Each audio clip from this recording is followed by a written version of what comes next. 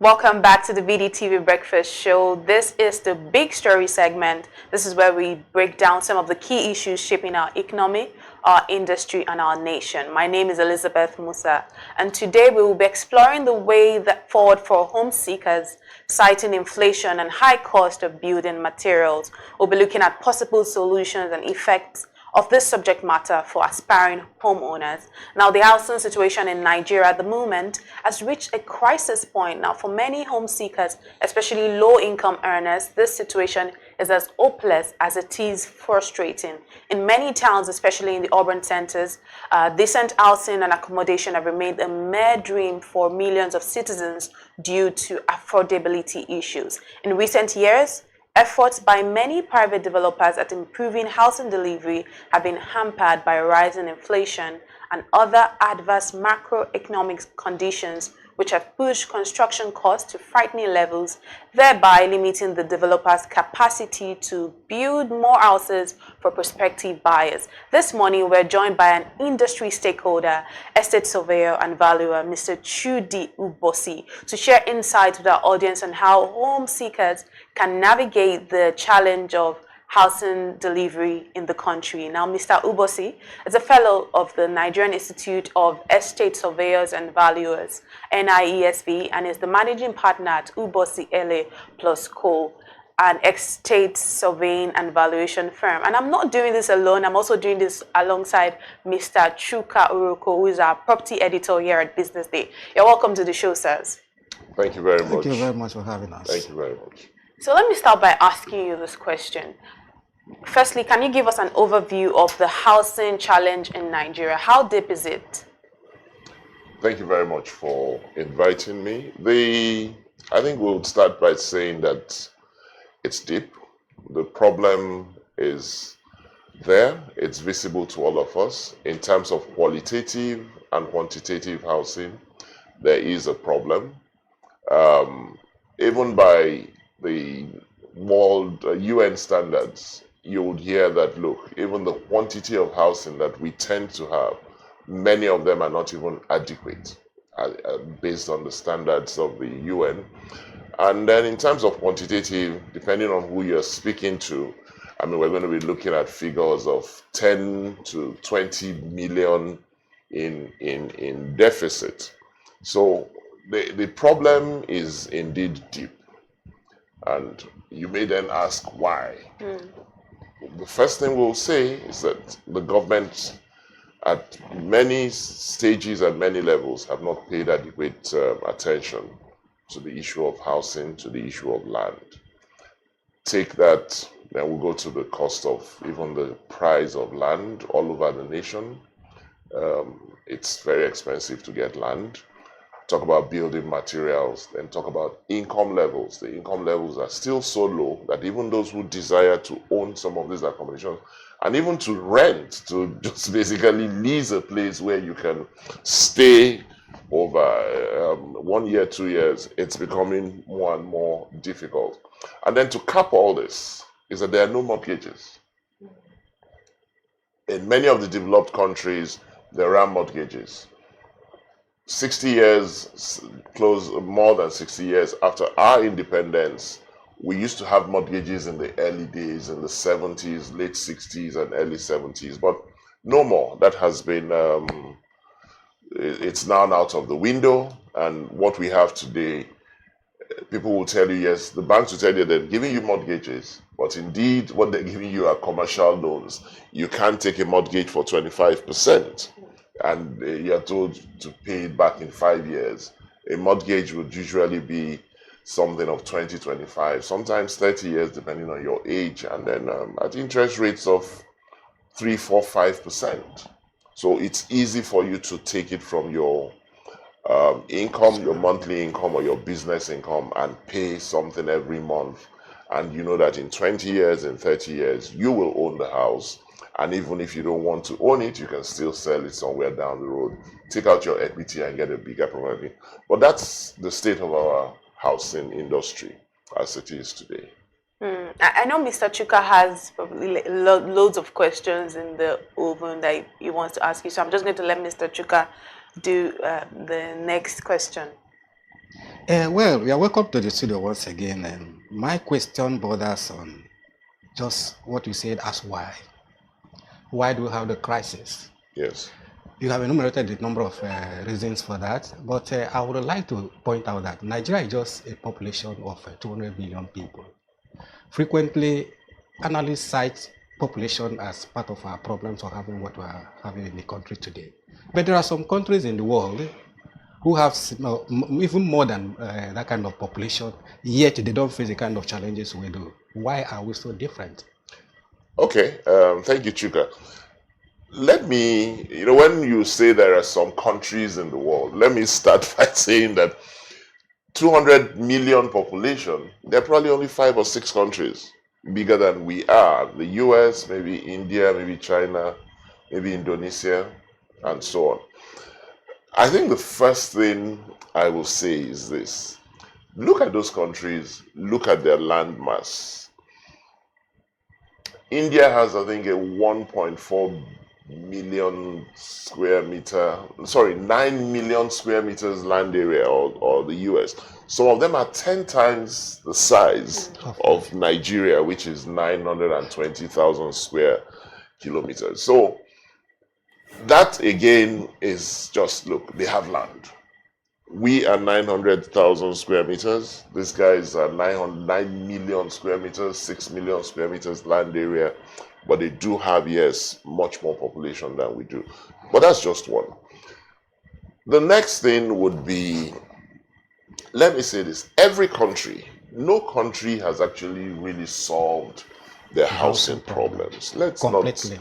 not, you would always have pockets of problems. Even in China, where we think that there is housing, they have a problem of overdevelopment, oversupply of housing.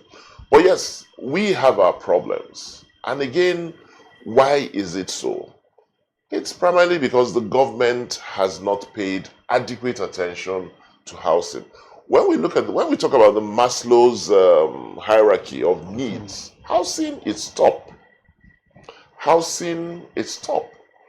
The government has not paid attention to housing. And then when not paying attention to housing means that they have not paid attention to land policies, they have not paid attention to what the laws governing land. We look at the land use decree, or sorry, the land use act as it may be. It's not, that's a document that was made over 40 years ago. Things have changed. The dynamics are no longer the same. We should actually be changing those laws by now. We should be reviewing them in line with the realities of today's economy, the needs of the people, the housing needs of the people, and so on. And then one of the major problems we have in Nigeria is this issue of development of the urban centers. So we have Lagos. Everybody wants to come into Lagos. Where's the next place? Maybe Ibadan, maybe Shagamu. What's the infrastructure that links them? In the developed countries, you would stay in one city which is 100 kilometers from where you work, and you would take a train ride every morning. It's a 40-minute, 1-hour train ride. You can afford to stay out there. But here, we don't have that infrastructure. So everybody needs to stay in the center. That puts pressure on the available housing. I don't want to, for want of going on and on, it puts pressure on the available housing, it puts pressure on the land, it puts pressure on the rents. People are outbidding each other because they need to have a place to stay.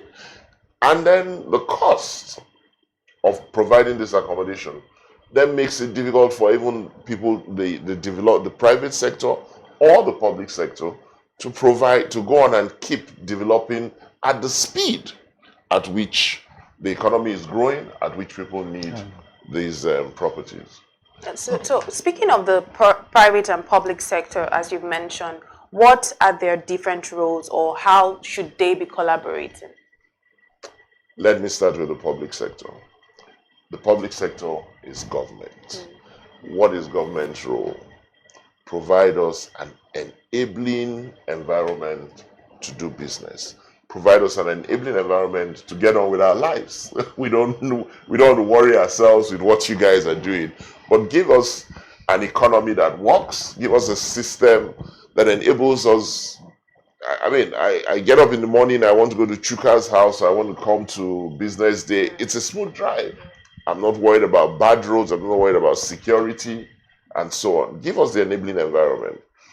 That is the role of the government. Now, when we talk about an enabling environment, it means give us an economy that works. An economy that works means that there'll be a lot more people that can afford these properties. It means that the financial instruments that will enable us provide or will enable the creation of mortgages would be available. An economy that works, an enabling environment would mean that we have the infrastructure to be that even if I developed a property 50 kilometers out of town, it will still be accessible. I don't need to be in the city. So these are the roles of the public sector. The Federal Mortgage Bank, the Nigeria Mortgage Refinancing Company, make it easy for these mortgages to be obtained. Let me say something about one reason, maybe one of the things about not the unavailability of mortgages.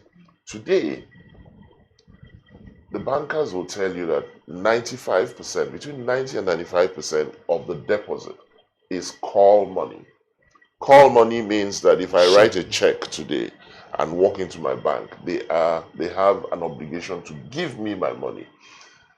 You can't use call money to give me a 30-year mortgage because somewhere along the line there's a mismatch. So the government needs to ensure that even the financial instruments and the financial sector are deep enough to enable people put money for long term, and it is that pool of long term that will enable people, the banks, be able to give out mortgages. And then the private sector, I'm just focused on the public sector. Maybe I'm putting too much blame on them. The private sector are people like you and I, the developers who build houses for sale, build houses to lease out. The average man who takes up a plot of land and builds 6 flats, 8 flats, 2 wings of duplex, and so on. What are their roles? Again, just to make sure that then people, if there's that, if an enabling environment is there, then you'll find that the private sector would invest more in real estate. If we take the average Nigerian has not achieved anything unless he has built a home. That's how we are brought up. That's how the average Nigerian life is. Our culture. It's part of our culture. It's part of our tradition. So investing in real estate is something that is already part and part of our nature. But it's becoming more and more difficult. The cost of acquisition of the land, even the uncertainties with title, the cost of building and so on. So for the private sector, it will be an offshoot. Once things are working with the public sector, the private sector will flow from there and will be able to make their own major contributions to the housing stock. I think right now I would like to speak to the topic of our discussion today, which says that asking question, what are the options open to home seekers? Given that today we are looking at, as of December, inflation rate was as high as 34.8%. Exchange rate is also an issue. Yes. Interest rate is also an issue. So even if I want to take a loan from the bank, I cannot because of the exchange rate. Then we are asking, what are the options open to those people who would still like to live somewhere or rent somewhere, given these challenges in the housing market? What are the options? Chika, the first thing, I agree with you, inflation rates are high. And just yesterday or 2 days ago, we were looking at a survey that actually indicates that people are moving. There's again a shift. And what is a shift? Rents have risen so high. Rents are rising. They're still rising, and I'm sure we're going to be in this cycle until maybe even for the whole year or way into the second quarter or third quarter. So the man who could afford a property in Ikoyi today can no longer afford it. He has to move somewhere else. He's got to move to Lekki, where the rent he used to pay in Ikoyi is now what It's obtainable is what is obtainable in Lekki. The man who used to live in the Lekki is being driven out because the Ikoyi man is coming and is outbidding him. So he's being driven out and he's being pushed to, is it Osakwa and Aja? And the man in Aja is being pushed to Songo Tedo. Yeah. And the man in Songo Tedo is being pushed to Ekpe. Beju. Maybe the man in Ekpe will be pushed to Ijebode at the end of the day. And we all have to, and it plays out even in Ikeja. The man in GRA is being pushed to Ogba. Ogba is being pushed to Agege. And eventually maybe the Agege man will be pushed to Ota or Ifo. So what are the options? One of the first things that I like to say is, I like to encourage people to get on the property ladder as early as possible. And this might sound political and it might sound as if, but get on the property ladder as quickly as possible. Once you're 25, in fact, once you start earning an income, begin to think, how do I get on the property ladder? Your income at that point, and please just let me say this, your income might not be able to get you a plot of land. Team up with 4, 5, 6 people. Invest in a plot. It doesn't matter where it is. Hold it for 2, 3, 4 years. Sell. Make your profit. Do it again. By the time you are, maybe in 10 years, you'll find that your initial investment of 50,000 could easily be 2, 3 million. That's how, that's one of the ways by which, that's how real estate appreciates in Nigeria. Your initial investment of 50,000, 100,000, in 10 years, if you turn over, if you're consistent and you're faithful and you're focused, you keep turning over, you could easily have a 5 million naira bank account from those real estate investments. What are the options? People will now need to move because land is getting expensive. For a lot of people, they may not be able to buy outright. The average, I saw prices they're not things I would like to see. I saw prices a couple of days ago, and quite honestly, I was asking my partner, I said, look are these prices real in these locations? I was asking my staff, are these prices real? Or are these landlords just on a trip? They said, sir, these are the prices. So you are now wondering, what are people going to do? Which is the question I'm coming back to answer it again. There has to be a bit of collaborative effort, even amongst people, amongst stakeholders. If you have friends, 2 of you can team up to buy a plot of land, as small as it is, and share it. For those who cannot buy outright, if you have access to land, the easy way which we do in Nigeria is build gradually. So you have a 4 or 5 year development plan, and every couple of months you put in some money, you roof it, you put in the windows, you put in the doors, and so on. The house is made. Well, after a couple of years, yes, you would have your house and you can have peace and not pay landlord anymore. You can still, depending on where you work. I know if you work in some of the top tier industries, the oil industry, the communication, some of the banks, they still give you good mortgage facilities at some reasonable rates. Easily today, the mortgage rates are about 25, 28%. You can't possibly survive on that. But when you work with some of the top tier companies, your mortgages come at a highly reduced interest rate. Based on all that, you might be lucky, you might have a father who bequeaths you a couple of millions. And what about the people that don't have a father that bequeaths them a couple of millions? Or don't even have land to bequeath to you. But you spoke about the mortgage system, and I'm curious to know about the limitations to our mortgage system, because many countries of the world, especially in advanced countries, buying houses with cash is, buying houses with cash is almost non-existent. But in Nigeria, people have to pay to cash to buy homes, and obviously this shows that we have some limitations in our mortgage system. So how can this be addressed? Okay. I like the data we have shows that only about 10% of Nigerians can afford Mortgageable. can afford a home, can afford to buy a home. Only about 10% of us. Now we're 200 million people, so about 20 million people could do that.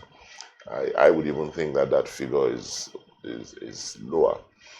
But what are the challenges with the mortgage system? One, we don't have long-term capital. The absence of long-term capital is a big problem. And I just talked about 95%, 90 to 95% of the money in the banks being call money. But if you say 90% is call money, the rest of it, maybe 5%, is 180-day to 360-day money. So the rest of it, which is long-term, is actually less than 2-3%. And unless you have that long-term capital, it's difficult to match short-term money with long-term mortgages. You would be struggling. And that's why sometimes when you take a loan, and when we take a loan from the bank, they will tell you something about they have to roll over. They have to, I'm sure you'll be familiar with that term. Yes, they have to roll over every 180 days. It's because they have to change, almost virtually change the source of financing, depending on what. The rollover could mean a slightly higher interest, or maybe a lower interest, as the case may be. But more often, it would be just 1 or 2 units plus minus. So that issue of long-term capital is the problem. Then again, we're talking about just the economic environment. If truly today we have mortgages, how many Nigerians can afford this mortgage? The income levels are still too low. We've talked about 70,000 naira minimum wage. How many people can afford a mortgage? Again, look at the statistic. There's a figure that says that less than 2% or 1% of Nigerians have over 500,000 in the bank. There's a data. There's a banker's data that says that less than 1% or 2% of Nigerians have over 500,000 naira in their bank account. So you're wondering where the remaining 95%? No, yes, 95%, 180 million of us. What are our bank balances? So you're wondering where the remaining people are, and what indeed these people have in their balances. It's a reflection of the income. The incomes are so low that even if we had mortgages today, people can't afford them. And that still comes back to the fact that it's economic, and the only way that we can begin to grow a mortgage industry is by government intervention. The government must play a role, even if it's just to hold the hands of the finance industry and work with them for a couple of years, and once they're stable and they're solid on ground, then they can let go. But the government must come in with policies, even if it means to subsidize these mortgages to a certain extent, knowing that at the end of the day, housing, as much as we see it as investment and so on, can actually be a social factor in creating an enabling environment and a peaceful environment. If people have a Of course, home, yes. they are unlikely to create problems. If people have a home, you can track them. Because part of the problem with the Nigerian environment is that beyond here, you don't know who I am. But if I have a home and I have records, you can Can track be me traced anywhere. to. You can trace me anywhere. So you'll be amazed at how much it is that having a home and having your own property or having a properly registered address can contribute even to um, a peaceful environment and in effect the growth of the economy and so on. And so government must play a major role, at least for now, in having the mortgage industry grow. Oh, I know Mr. Chuka has a question for you, but Yeah. permit me to ask you this question very quickly. You've spoken Yes. of government intervention. One of the major issues confronting Nigeria and contributing to the housing challenge in major cities is rural-urban migration. Migration. If you were to sit with the president right now, what policy measures would you recommend to address this problem? I think the first thing is there must be some policy regarding rural urban migration. We need to go back to developing the rural areas. You know, I talked about the urban areas, everything is here. And why are people moving from the rural areas to the urban areas? It's because there's a semblance of development. You have power, you have electricity, you have infrastructure, you have employment opportunities, you have schools for your children. You just basically have a different life. We need to begin to address the shortcomings of the rural areas. And I just mentioned them. I'm sorry I'm going to say this. We sit here, we sometimes read about attacks in some village, some people have been attacked, 10 people are killed, 20. I mean, why does that happen? Because the places are so far out, they don't even have regular security and so on. So there has to be a policy to address those things. And then the government must also do things to encourage people to stay in the rural areas, encourage people to set up industries in the rural areas. We need the industries because a lot of even the raw materials that those industries will use are obtained from those neighborhoods. So if I start with the president today, quite honestly, it would be like, look, every year, take 200 locations and let us go all out and develop them. Let's go all out and put in the necessary things that would keep people there. And the average person in the village, if he stays there, he lives in his own house, he eats free food. He's not challenged by a lot of the things we have here, the traffic and so on. He spends less than we do. Once we can provide some of these basic amenities, many of them would remain back there. And then this rural-urban migration will probably be better controlled. Before I ask my next question, let me still ask you a question on this urbanization issue. Taking Lagos State, for instance, an average Lagos State government official will tell you that up to 600 people enter the city on daily basis. Yeah. And I know that in other economies, urbanization is also a factor that can help grow an economy.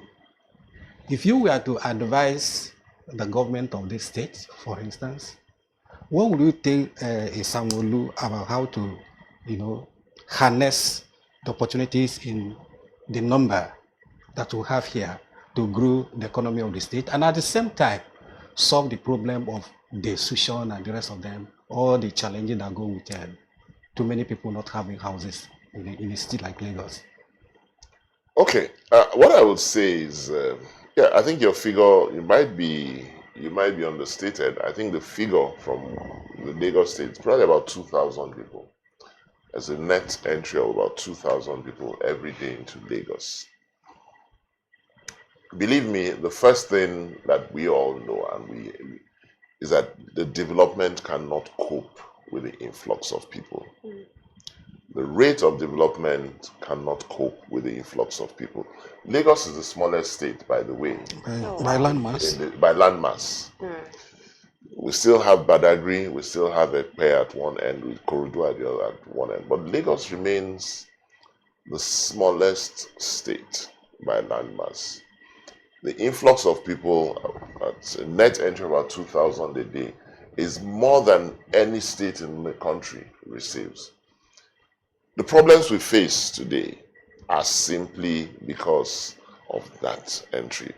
That mass entry comes in with pressure on the services, pressure on the roads, pressure on infrastructure generally. Infrastructure, the security issues.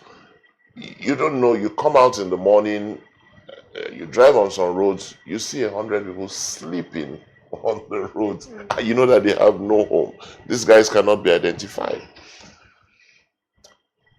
I'm not sure whether the problem is, I always tell Lagos State, and I say this, that Lagos State is a victim of its own success. Lagos State is a victim of its own success. And I'll say something, if every other state governor was as effective as what these guys are doing here, then we wouldn't have this much influx of people. Now, how will Sanwo-Olu cope with a lot of these people? We need to, first of all, identify who and who are coming into the state, if it were possible. But it's very difficult. A lot of, if that, they're trying. Again, let me not say that they're not trying. They're trying. They have the Lagos State registration, resident registration thing that they do. They're trying. A lot of these guys can be harnessed into agriculture, whether we like it or not. A lot of them can be harnessed into things like agriculture. A lot of them can be harnessed into social services. But it's difficult to have this mass of people coming in who are contributing very little. They don't pay tax. They don't, they're, I don't know, I'm being very cautious about the kind of words to use. They don't pay tax. They're a burden on the system. Constitute a nuisance. They constitute a nuisance. You need to drive into a papa in the days when the trailers were on the bridge. You need to walk that bridge, and the stench of urine and feces and so on. And you would wonder, this is Lagos. This is the center of excellence. But it's not. This is not the government. This is not the government. At this level, many of these guys can't control what's going on. So a lot of it is really about trying to make sure that they can come to terms with who are in the state. What are their competencies? How can we use them? I still believe that 80% of the people who are come should just be pushed into agriculture. You know, if we can push them into agriculture, food prices will come down. They themselves would have something to do. They're earning a living. They're probably being accommodated in the farms. They have food to eat. They're making more money than they would have been making from the states in which they have come in here. But yes, they come in, and you will see many of them on the streets also begging and so on. Quite honestly, it's a very tough one for the government, and I'm not sure that even the government has a solution. And the question you've asked me is a little, I think, I can prefer. Yes. Let me still take you to the federal government. You see, frequently we say that government has no business in housing. That rather, just you have even said it here, that they should just provide the enabling environment and leave the private sector to do their thing. But I personally believe that government has everything to do with housing, because policy drives investment, drives growth, and that is government policy. Now, the Tinubu administration, before they came into power, that is as a candidate, was telling us that all the housing agencies will have will be met together to produce one bigger agency that will drive housing, because according to them, all these agencies are fragmented. And recently, the government floated what they call the MREF, Ministry of Finance Integrated Real Estate Finance Fund. That fund, they say, is government will provide as much as 1 trillion naira, and then people will have to apply. But my question is, in the midst of MREF, or before MREF, we have what we call Federal Mortgage Bank of Nigeria, we have the NMRC, you have the NHF, at the demand side, to support demand side. At the supply side, you also have the family home funds, and the NHF, the FHA. These are government agencies that are supposed to supply houses. It's, in my view, government is abandoning all these agencies and forming a new fund, or rather establish a new fund that people have to apply. So do you see a kind of inconsistency, or people just throwing confusion to break into the system to let the people know that, oh, we are doing something? So what is your view on all of this? Okay, Chika, what I would say is government, government agencies and government and the people who run them, from experience in Nigeria, we know that these guys are territorial. Once you run an agency, it's almost as if it's your territory. Yes. So you are territorial. And I assure you that as good intentioned, as well intentioned as this administration may be, that may be one of the problems that they are facing. The territorial nature of each of these agencies. Now, look at it this way. We can call almost about 10 of those agencies: FHA, Mortgage Bank, Nigeria Mortgage Finance, and so on and so forth, the family home funds, and so on. We can call them. Every one of them has an MD, several CEOs and MDs, the executive directors, yes. And everybody is getting along. What did you say? Getting along or eating along, and everybody's several jeeps are attached. Yes, they're going on all. Now you have one single organization. It's the same. You probably would have one CEO, 2 or 3 more executive directors, and you're going to remove a lot of people from that line. So you can understand why this issue of merger, that's my opinion. When he said it, it was one of the things that first occurred to me, and I said this might be difficult. So I'm not surprised that nearly 2 years or so into government, it hasn't taken place. The new mortgage Ministry of Finance Real Estate Fund. Good idea. Nigeria has never lacked good ideas. We've never lacked good ideas. The problem we always have is that of implementation. Execution, okay. Just execute them. If even with the the Federal Mortgage Bank, Mortgage Refinance Company, I think they just got a $28 million loan from one of the agencies abroad. Even with all these guys, if each of these guys worked consensuously and tried to implement the role for which they were set up, it doesn't matter. Yes, they would overlap in a couple of places, but the average Nigerian would be better off for it. But what we have today are a lot of these agencies, and you really can't tell what it is that they are doing. You try to process a loan with the Federal Mortgage Bank, and you look at some of these conditions, and you're like, what is it? I think now you can get 15 million. Only a couple of years ago, it was 5 million. What would 5 million do for you? Even the 15 million that you get today, what exactly can you do with it? What exactly would it do for you?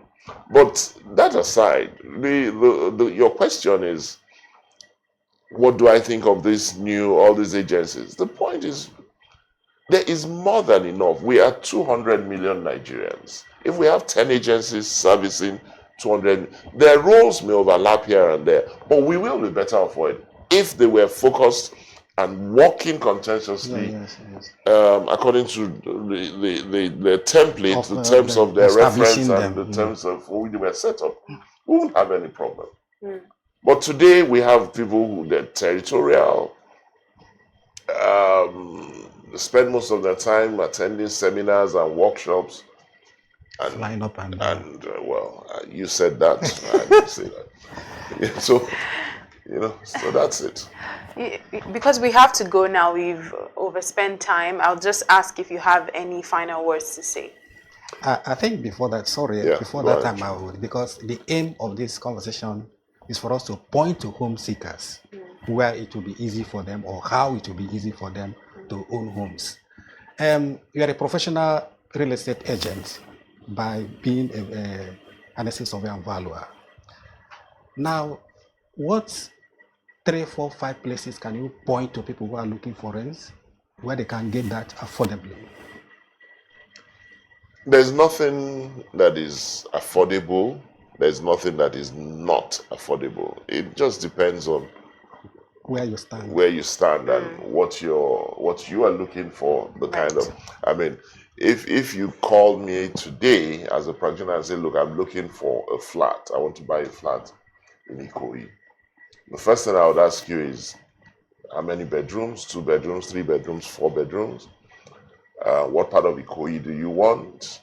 What's your budget? It's always we are very particular about what's your budget. Yes. Because your budget, you'll find out that somebody who wants to buy something in Ikoyi, which is, let's say, is 10x, has a budget of 2x. And then when you tell him that, no, your budget, with your budget, you should be looking at Magodo or Ogudu. And he says, no, I want Ikoyi. So the first thing would be, what is your definition of affordable? What is your definition of not affordable? So it would depend on what people are looking for. If you want, I don't even know where to start, but if it depends on what and much, a lot of times, quite honestly, it depends on what your budget is. Your budget determines where you go, where you get, and what you can get, and where you can go. So that's how I would put it. Yeah, that's about it. I just need to know your final words before we wrap up on the conversation. Final words. I think I had said something earlier, which is get on the property ladder, no matter how difficult it is. I had a mentor who used to say, he used to call it delayed gratification. He would say, look, delay your gratification for the future. Get 2, 3, 4 friends together, invest in a plot of land. If it's 1 million, it's 2 million, if it's 5 million, just get on the property ladder. You will, and just keep buying and selling. At a point in time, you'll be amazed at how much you have. And that enables you, even if you start at a young age, in the future, you'll be shocked at what your bank balance is. But I always encourage people to get on the property ladder. There can't be anything, or there is nothing better than owning a piece of real estate. Right, thank you very much, Mr. Chudi Ubosi, as well as you, Mr. Chuka Roko, for sharing your insights with us today on the Big Story segment here at the BDTV Breakfast Show. We definitely have to revisit this conversation again, but thank you so much for your time today. Thank you. Thank you very much. This has been the Big Story here on the BDTV Breakfast Show. My name is Elizabeth Musa. Keep watching Business Day TV.